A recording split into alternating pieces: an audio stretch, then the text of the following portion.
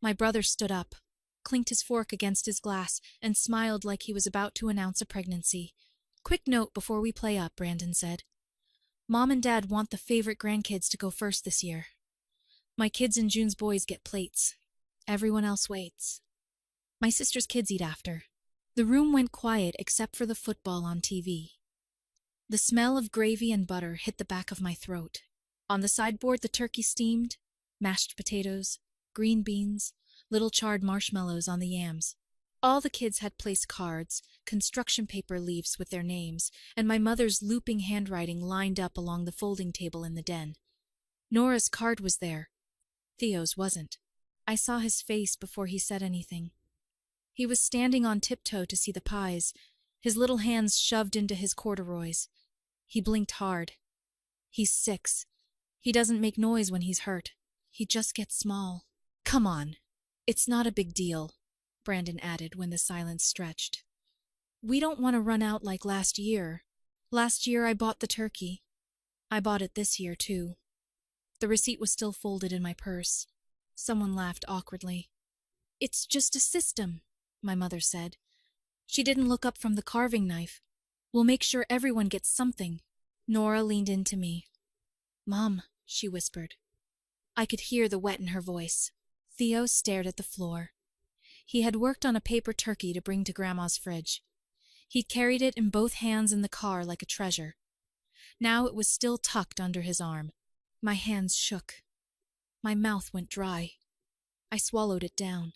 "Belinda," my mother said, like she hadn't heard what Brandon said, like she hadn't noticed the missing card or the way Theo's shoulders folded in. "I forgot something in the car," I heard myself say. My voice came out steady. "Kids, grab your coats." No one moved to stop us.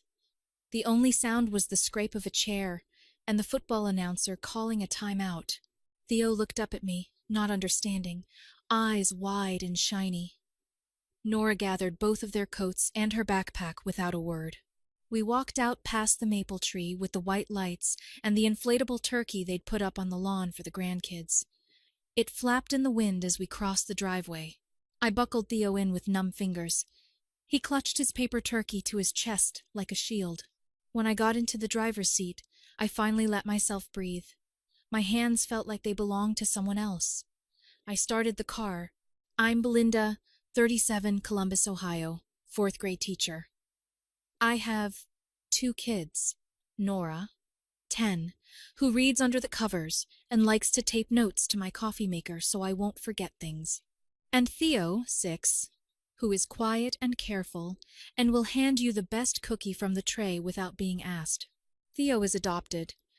He came home at 4 and he still keeps his crayons in neat lines, like someone might take them away. I grew up in a family where you paid cash for your own tires, and you returned Tupperware clean. I was the oldest.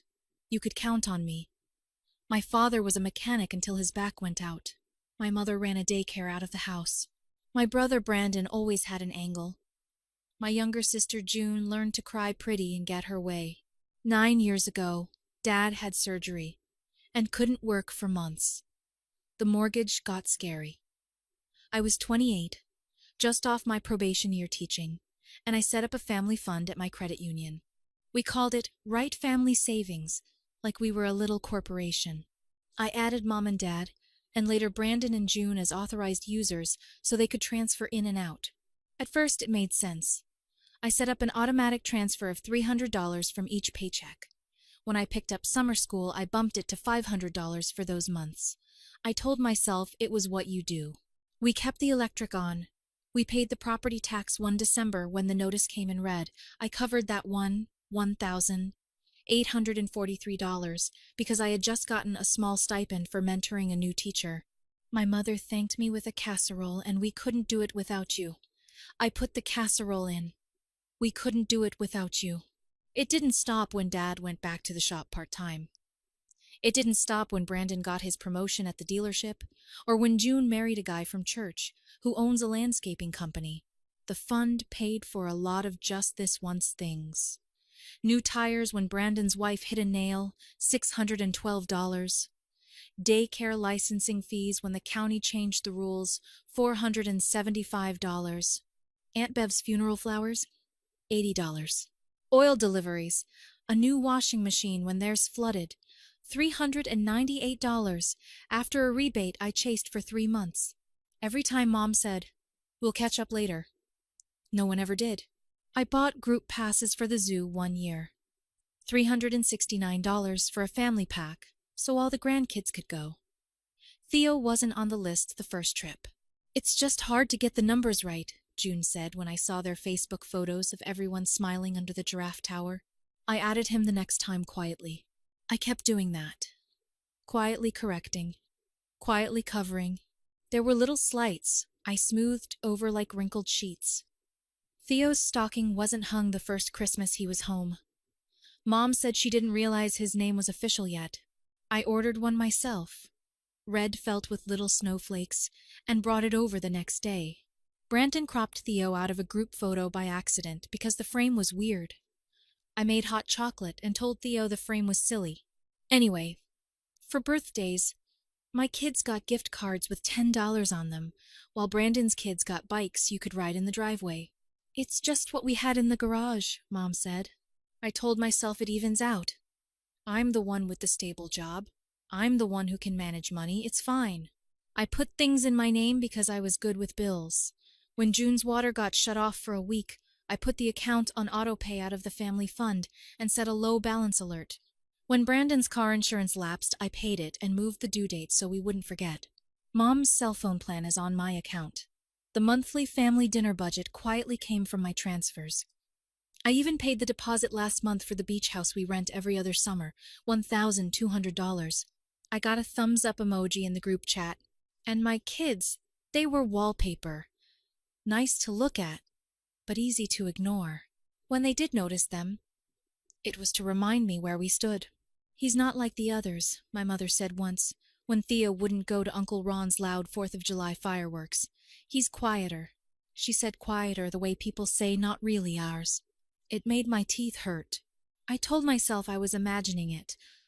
I told myself money and love were 2 different currencies.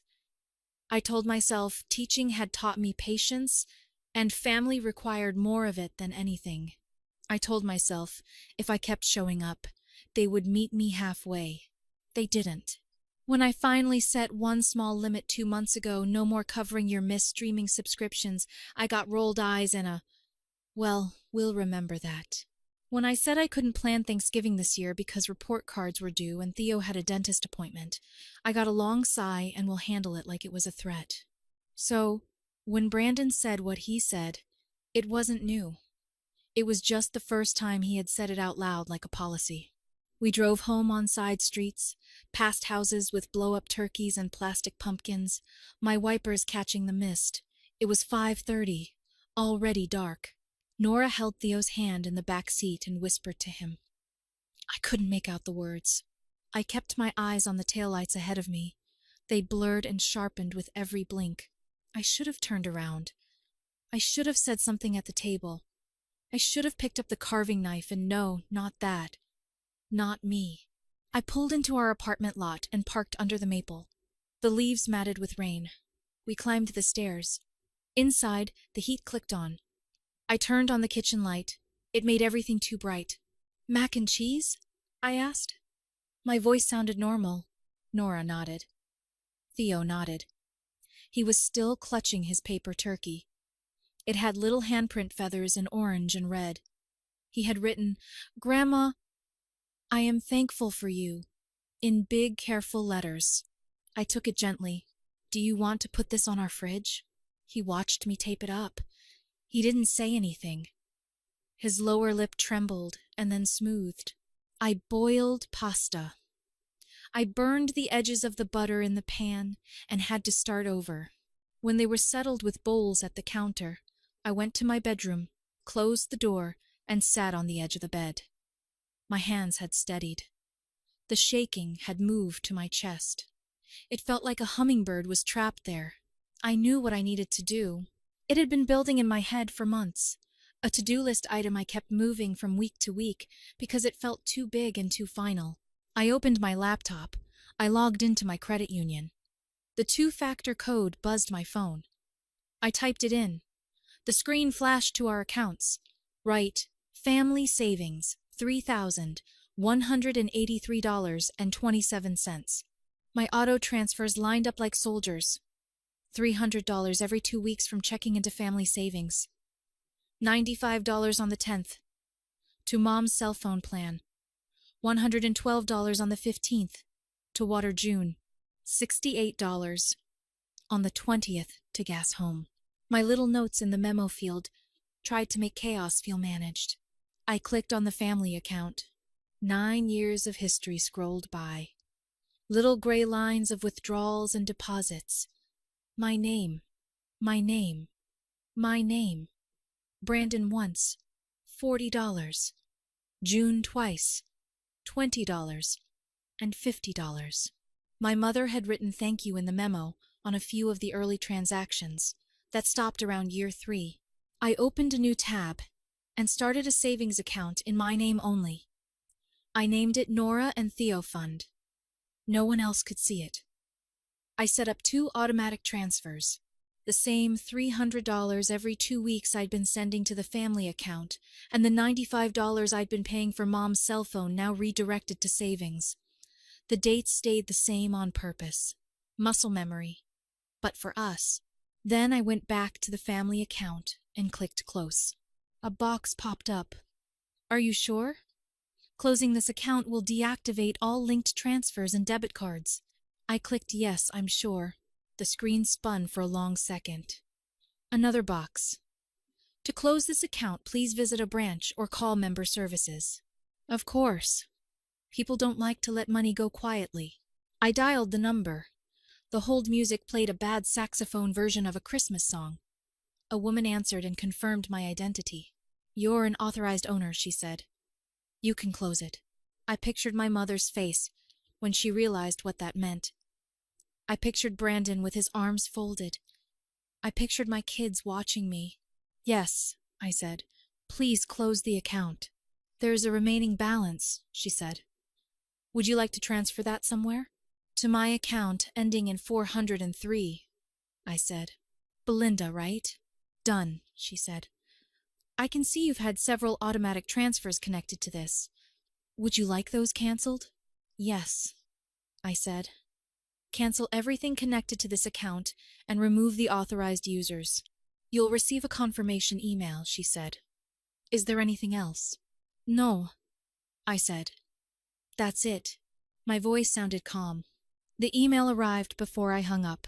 Confirmation. Wright Family Savings closed at 9:42 p.m. Balance transferred. Linked payments canceled. Authorized users removed. I printed it and slid it under the stack of math papers I still needed to grade. Then I took a picture of it with my phone in case anyone started telling me what I had or hadn't done. I opened the family group chat. I hovered over the text box. I wrote and deleted 3 versions of the same sentence. I finally typed, I'm stepping back from family finances. The shared account is closed. I won't be reimbursing expenses going forward. I stared at the blinking cursor. I hit send. My phone lit up immediately. First, Mom. Belinda? Then Brandon. Are you kidding me? Then June. What is your problem? Then Mom again. We need to talk about this. Not tonight. The kids are waiting to FaceTime and say goodnight. I turned my phone face down. I stood up. I went back to the kitchen. Special dinner, I said. Bowls on the couch. Theo looked up. He smiled. Small, but real. I spooned mac and cheese into their bowls and topped it with the crumbs from the bottom of a bag of chips because why not? We watched a baking show.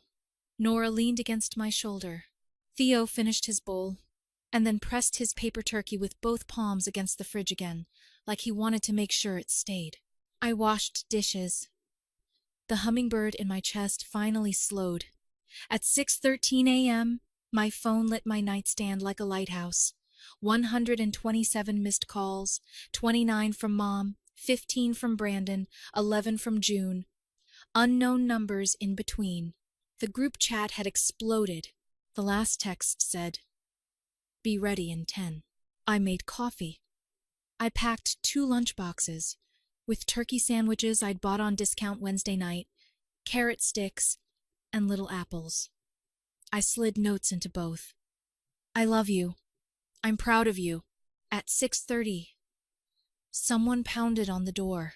I looked through the peephole. Mom. Brandon. I opened it as little as I could without being dramatic. Nora watched from the hallway, her backpack already on. Theo held his gloves like talismans. My mother's eyes were already wet. We don't do this, she said, her voice low and urgent. We don't make decisions when we're upset. Thanksgiving can be messy, but you don't blow up the whole family because you're mad. I'm not mad, I said. I set a boundary. I'm done funding things. You close the account. Brandon's jaw worked. Do you know we had checks out? Dad's copay, the tree farm deposit. You're putting us in a bad spot over what, a seating chart? I kept my hand on the door. I'm not your backup bank. I won't fund a family my kid isn't part of. Your kid is part of this family, Mom snapped, then immediately softened the second she saw me flinch. Belinda, you know what I mean. I know exactly what you mean. I've known for 9 years. Are you really going to make your father's Christmas about money? Because I announced a plan so we didn't run out of roles. Grow up. Ask yourself why your plan had categories for favorite, and not. Ask yourself why Theo's name wasn't on a place card. Ask yourself why he had to eat after. It was a joke. Then you can keep laughing, I said. He looked over my shoulder into our small apartment. You could see our whole life from the doorway, the couch with the blanket Nora's best friend's grandma crocheted, what we didn't call a dining table because it was just a desk against the wall, the fridge with magnets from the zoo, and one little handprint turkey. He took it in, and something like a sneer flickered across his face. You always need to be the martyr, he said. You like being poor. It makes you feel superior. I felt the old heat rise in my throat. I breathed in like I was in front of my class, waiting for the room to settle.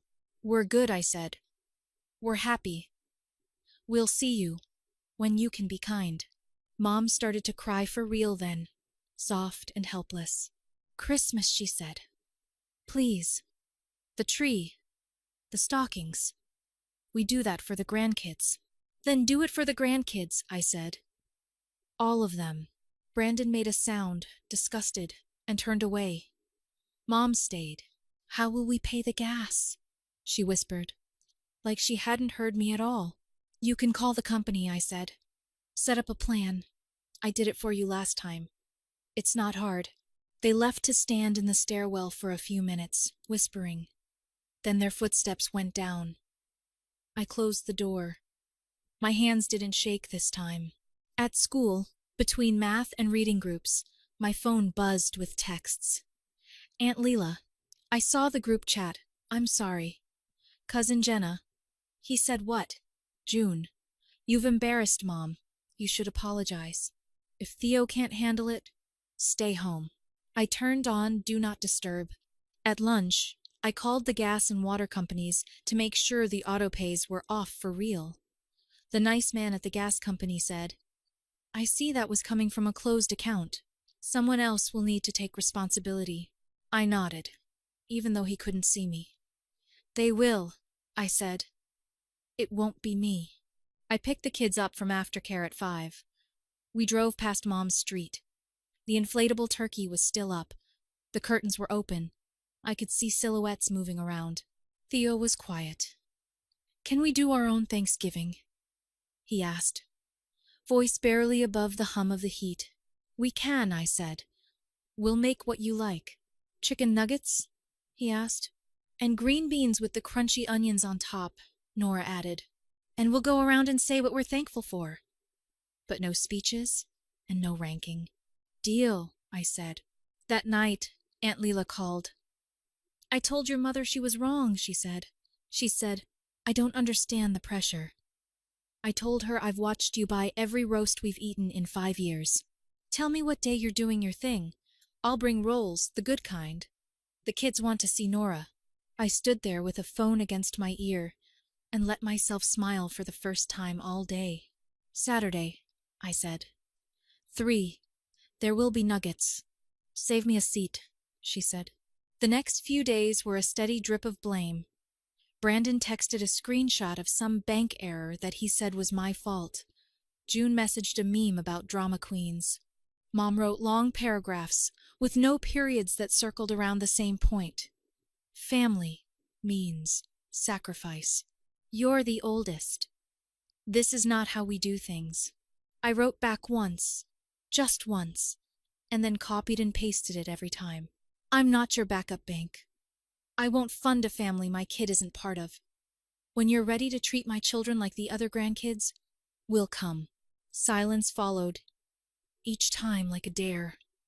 I didn't fill it. Saturday, I pulled the desk away from the wall and covered it with a sunflower tablecloth my friend Kay gave me when we moved in. The table wobbled, so I folded a paper towel under one leg. Nora cut paper leaves and wrote names on them with her bubble letters. Theo made place cards with stick figures drawn next to each name so no one got mixed up. He drew himself with a blue shirt and 2 big ears. He glued a tiny paper turkey under each name because he said they made them official. I left 2 empty chairs at the end, not as a big performative thing. They were just there. If my parents had walked through the door and said we're sorry, I would have put plates on those chairs. They didn't. The chairs sat there like quiet facts. Aunt Leela came with rolls and a bakery box and 2 cousins who ran in, taking their shoes off at the door without being told. She hugged me in the kitchen like I wasn't breakable. "Make me do dishes afterwards," she said. "I like the warm water." We set the food out on the counter because that's what fits. Nuggets, green beans with the crunchy onions on top, mashed potatoes, corn out of a bag I heated in the microwave, and I don't care. Cranberry sauce from the can with the ring still on it because that's the only kind the kids will eat. We said what we were thankful for. Nora said, "My teacher, who lets us bring snacks." Theo said, "Our fridge." And my mom. I had to look at the ceiling for a second. We let the kids go first. After everyone ate and the cousins drifted into the living room to build a blanket fort, I pulled the confirmation letter from the credit union out of the drawer where I put important things. I looked at the date and the timestamp and the black and white of it. It didn't feel vengeful. It felt like closing a window in winter and feeling the draft stop. I put the letter back. I took Theo's handprint turkey off the fridge for a second and flattened one corner where it had started to curl. "Do you want to keep this in your special box?" I asked him. He thought about it. Serious. "No," he said. "I want everyone to see it." "Okay," I said. I pressed the magnet down.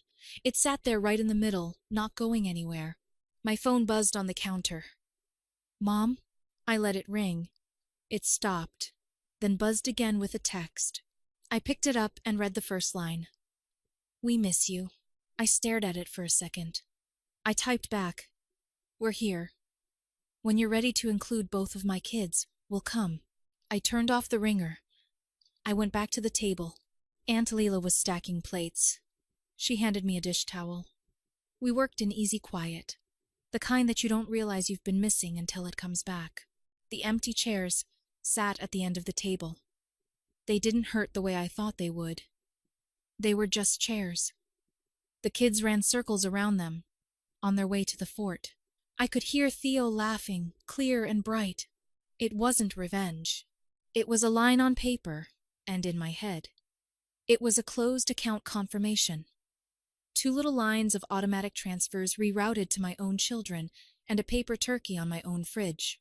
It was chicken nuggets and green beans and the choice to go first. It was the knowledge that if I didn't make space for my kids, no one else would. When I tucked Theo in later, he asked, "Do we have to go back?" I smoothed his hair. "We'll see," I said. "We'll go where people are kind to us. That's the rule." He nodded like I had given him a map. He rolled onto his side and pulled the blanket up to his chin. I turned off the light and stood for a second in the doorway. I thought about those chairs and about a table that had always felt like something I had to earn my way to. I thought about my kids' names written on paper in my own kitchen, in my own handwriting. I thought about the account I closed at 9:42 p.m. and all the little transactions that led to that moment.